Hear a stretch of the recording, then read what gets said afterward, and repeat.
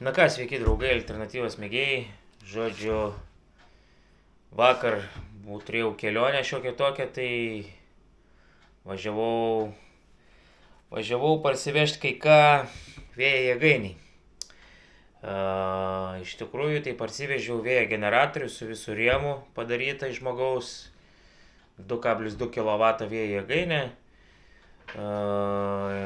Ko jai trūksta, tai trūksta sparnų. Nusidažyti ją reikėtų, aišku, rėmą.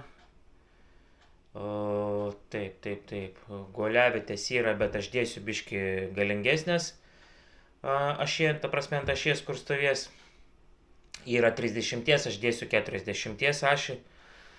Ir per ašį yra pragręžta skylė, kur iš generatoriaus 3 laidai 6 kvadratų eina į apačią.